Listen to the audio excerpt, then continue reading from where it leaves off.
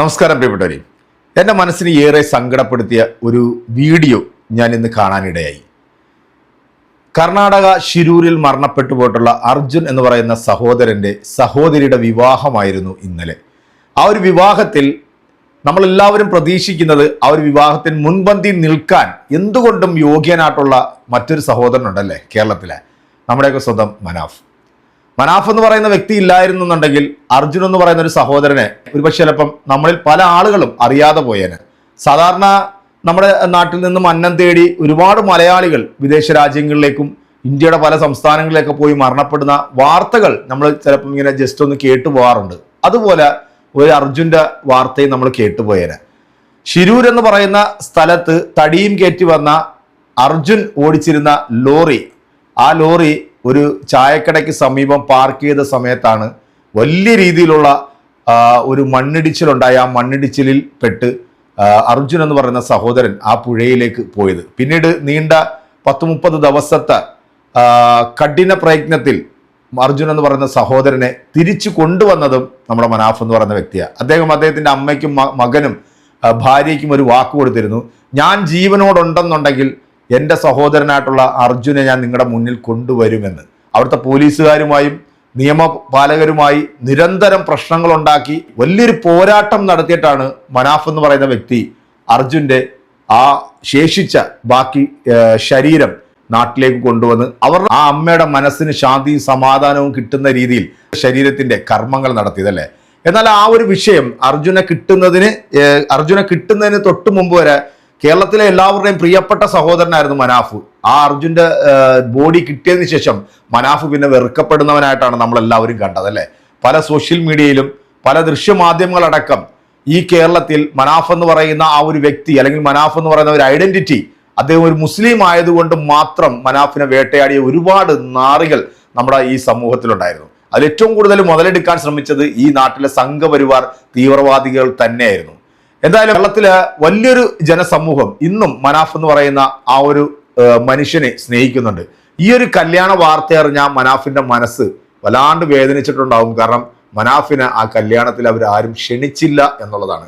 നമുക്ക് മനാഫിന്റെ ഒരു ചെറിയൊരു വീഡിയോ ഒന്ന് കണ്ടതിന് ശേഷം എൻ്റെ പ്രിയപ്പെട്ട പ്രേക്ഷകരെ, നമ്മുടെ കേരളത്തിലെ ജനങ്ങൾ എന്താണ് ഇങ്ങനെ ചിന്തിക്കുന്നത്, അല്ലെങ്കിൽ എങ്ങനെയാണ് നമ്മുടെ കേരളത്തിലെ ജനങ്ങൾക്ക് ഇങ്ങനെയൊക്കെ മാറാൻ സാധിക്കുന്നത്, നമുക്ക് എന്തായാലും മനാഫിന്റെ ആ ഒരു ചെറിയ വീഡിയോ കണ്ടതിന് ശേഷം ഈ സഹോദരിയുടെ വിവാഹവുമായി ബന്ധപ്പെട്ട് ഒരു ചാനലിനകത്ത് വന്നിട്ടുള്ള ഒരു വാർത്ത, അത് നിങ്ങൾ ആരും കേൾക്കാതെ പോരുത്. അർജുൻ എന്ന് പറയുന്ന നമ്മുടെ പ്രിയപ്പെട്ട സഹോദരൻ ലോകമെമ്പാടുമുള്ള മലയാളികൾ അറിയപ്പെട്ടത് നമ്മുടെ മനാഫ് എന്ന് പറയുന്ന ഈ ലോറി ഉടമയായിട്ടുള്ള ഈ മനുഷ്യസ്നേഹിയായിട്ടുള്ള ഈ ഒരു വ്യക്തിയിലൂടെയാണ് എന്നും കൂടെ നിങ്ങൾ മറക്കാതിരിക്കുക.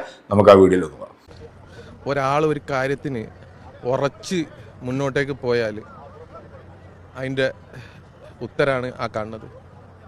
ഓൻ്റെ മോൻ്റെ അടുത്ത് എത്തിക്കണം എന്നുള്ളതിൻ്റെ ഒരു ആഗ്രഹം, വാശിയനും ആ വാക്ക് ഞാൻ പാലിച്ച്. ഓൻ്റെ അച്ഛനക്ക് കൊടുത്ത വാക്കുണ്ട്, ഓൻ ഇങ്ങോട്ടിട്ട് വരുള്ളൂ, അത് നമ്മൾ പാലിച്ച് കാണിച്ചു കൊടുത്തിട്ടുണ്ട്.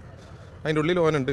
ഞാൻ ആദ്യമേ പറഞ്ഞതാണ്, അത്രമാത്രം പരിക്കൊന്നും ഉണ്ടാവില്ല, അത് പരിക്കില്ല.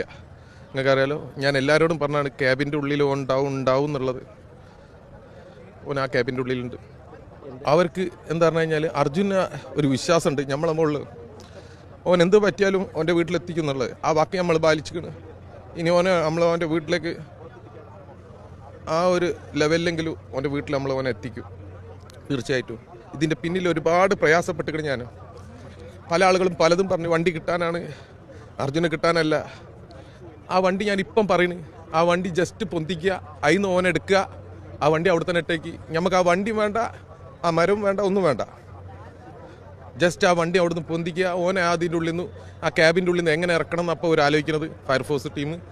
ഓനെ അതിൻ്റെ ഉള്ളിൽ നിന്ന് എങ്ങനെയെങ്കിലും ഇറക്കുക. ആ വണ്ടിയോ നമുക്ക് ഇനി ഒരിക്കലും ആവശ്യമില്ലാത്ത കാര്യമാണ്, ഓനെ മതിയായിരിക്കും. ഇതാണ് നമ്മൾ കേരളത്തിൽ അന്ന് കണ്ട ഒരു മനാഫ്. നെഞ്ചു പൊട്ടി ഇവിടുത്തെ ജനങ്ങളോട് പറഞ്ഞിട്ടുള്ള വാക്കുകളാണല്ലേ. ആ അമ്മയ്ക്ക് കൊടുത്ത വാക്ക് മനാഫ് പാലിച്ചു.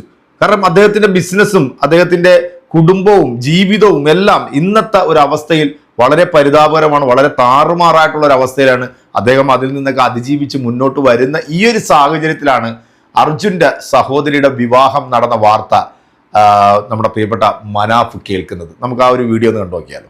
ഇന്ന് വേറൊരു സന്തോഷമുള്ള ദിവസം കൂടെ അല്ലേ, അർജുൻ്റെ സഹോദരിയുടെ വിവാഹമാണ്. ഞാനും അറിഞ്ഞ് സന്തോഷം. നമ്മളെല്ലാ പ്രാർത്ഥനകളിലും ആ കുടുംബം ആ കുട്ടിയുണ്ടാവും. അവർക്ക് ഞാൻ എല്ലാ നന്മകളും നേരുകയാണ്. തീർച്ചയായിട്ടും അവർക്കൊരു വലിയൊരു ദുഃഖത്തിൻ്റെ ഇടയിലൊരു സന്തോഷത്തിൻ്റെ നിമിഷങ്ങളാണ്. അതിന് എല്ലാവിധ ആശംസകളും നേരുകയാണ്. പങ്കെടുക്കാൻ ക്ഷണമുണ്ടായിരുന്നോ? ക്ഷണിച്ചിട്ടില്ല, ചിലപ്പോൾ വിട്ടുപോയതായിരിക്കും തിരക്ക് കാരണം. പക്ഷേ ഏതായാലും പല ആളുകളും പങ്കെടുക്കുന്നുണ്ട് എന്നുള്ള അറിഞ്ഞ് സന്തോഷം. എല്ലാ ആശംസകളും നേരുകയാണ്. ഒരുപാട് ഉയരത്തിലെത്തട്ടെ ആ ഫാമിലി. ഒരുപാട് ദുഃഖങ്ങൾ സഹിച്ച ഫാമിലിയാണ്. സങ്കടങ്ങളുടെ മാത്രം ഒരു ലോകത്ത് നിന്നാൽ പോരാലോ, കുറേയൊക്കെ സന്തോഷങ്ങളുള്ള ഒരു ചുറ്റുപാടുണ്ടാവണമല്ലോ.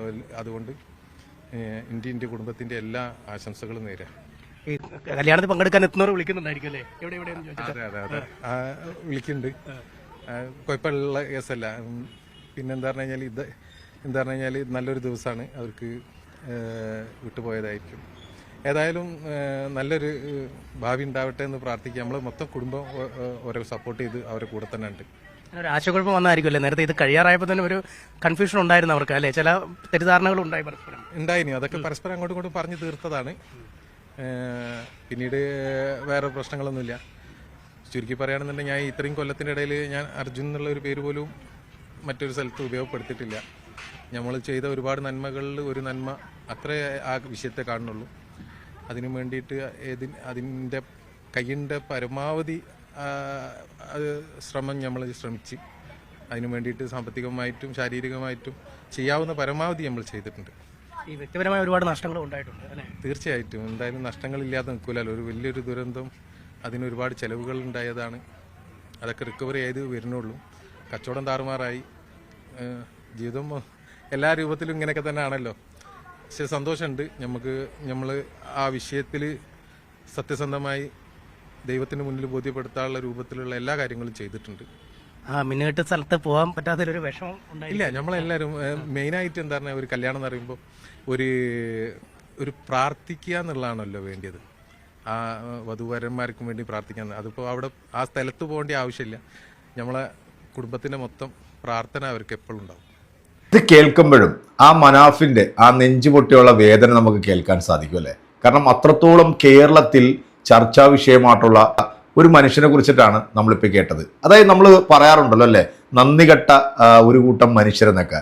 സത്യത്തിൽ ഈ അർജുൻ്റെ ബോഡി കിട്ടിയതിന് ശേഷം അർജുൻ്റെ അളിയനായിട്ടുള്ള ഒരു വ്യക്തി സംഘപരിവാറുമായി ചേർന്ന് നിന്നുകൊണ്ട് ഈ മനാഫിനെതിരെ വന്നിട്ടുള്ള ചില വാർത്തകളൊക്കെ നമുക്കറിയാം. ഇപ്പം ഇത് പറയുന്നതിൽ വലിയ പ്രസക്തി ഇല്ല എന്നുള്ളത് എനിക്കറിയാം. പക്ഷേ നമ്മുടെ കേരളം മനസ്സിലാക്കണം, എത്ര നന്മകൾ ചെയ്താലും ഇത്തരത്തിൽ ഉള്ള ചില ആളുകളെ നമ്മുടെ കേരളത്തിൽ നമുക്ക് കാണാൻ സാധിക്കും. എന്തായാലും ആ പ്രിയപ്പെട്ട സഹോദരിയുടെ വിവാഹത്തിന് എല്ലാവിധ ആശംസകളും ഞാനും മനസ്സുകൊണ്ട് നേരുകയാണ്. നല്ലൊരു ജീവിതം ആ ഒരു സഹോദരിക്ക് ലഭിക്കട്ടെ, ആത്മാർത്ഥമായിട്ട് പ്രാർത്ഥിക്കുകയാണ്. അതോടൊപ്പം തന്നെ നമ്മുടെ കേരളത്തിലെ മനുഷ്യർ മറന്നു പോകരുത് ഇത്തരത്തിലുള്ള നമ്മുടെ സഹോദരന്മാരെ. മനാഫ് എന്ന് പറയുന്ന ഒരു വ്യക്തിയുടെ ലോറി ആ ഒരു അപകടത്തിൽപ്പെട്ട് പോയെങ്കിൽ അദ്ദേഹത്തിന് ഇൻഷുറൻസ് ഉണ്ട്. അദ്ദേഹത്തിന് ലോറി നഷ്ടപ്പെട്ടെന്നുള്ള ഫുൾ ഡീറ്റെയിലും കാര്യങ്ങളും കൊടുത്തു കഴിഞ്ഞാൽ അദ്ദേഹത്തിന് ഇൻഷുറൻസ് ലഭിക്കും. അത് നമുക്ക് എല്ലാവർക്കും അറിയാം. പക്ഷേ അദ്ദേഹം എടുത്തിട്ടുള്ള ആ ഒരു സമീപനം, അദ്ദേഹത്തിനോടൊപ്പം ചേർന്ന് നിൽക്കുന്ന അദ്ദേഹത്തിന്റെ തൊഴിലാളിയാണെങ്കിലും അത് സഹോദരങ്ങളെ പോലെ കണ്ടുകൊണ്ട് ആ ഒരു അമ്മയുടെ കരച്ചില്, ആ ഭാര്യ, ആ മകൻ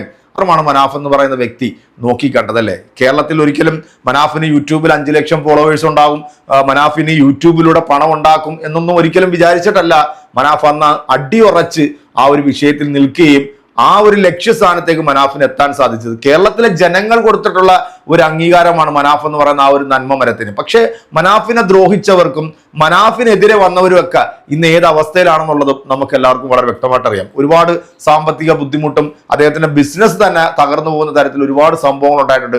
ഇപ്പം കർണാടകയിൽ നടക്കുന്ന ഒരു ക്ഷേത്രവുമായി ബന്ധപ്പെട്ട് നടക്കുന്ന ഒരു വിഷയത്തിൽ മനാഫ് എന്ന് പറയുന്ന മുസ്ലിം ആ ക്ഷേത്ര വിഷയത്തിൽ ഇടപെട്ടുകൊണ്ട് ഇല്ലാത്ത സംഭവങ്ങൾ പറഞ്ഞു എന്നാ പറഞ്ഞു. എന്നാൽ അതിനകത്ത് വ്യക്തമായിട്ടുള്ള തെളിവുകളും കാര്യങ്ങളും ഉള്ളത് കൊണ്ട് തന്നെയാണ് മനാഫ് എന്ന് പറയുന്ന വ്യക്തിയെ അവിടെ വിളിച്ചു വരുത്തിയിട്ട് പോലും അറസ്റ്റ് ചെയ്യാതെ മനാഫിനെ തിരിച്ചുവിടുന്ന കാഴ്ച ഉണ്ടായത്. കാരണം അതിനകത്തൊക്കെ സത്യമുണ്ട് എന്നുള്ളതാ.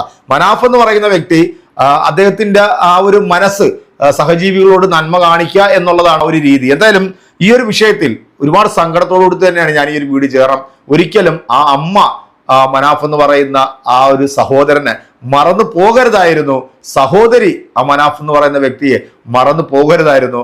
ഈ വീഡിയോ കാണുന്ന എൻ്റെ പ്രിയപ്പെട്ട പ്രേക്ഷകരെ നിങ്ങളുടെ കൃത്യമായിട്ടുള്ള അഭിപ്രായം കമന്റുകൾ നമ്മുടെ കമന്റ് ബോക്സിൽ അറിയിക്കുക. അടുത്തൊരു വീഡിയോ കാണാം. അതുവരെയൊക്കെ എല്ലാവർക്കും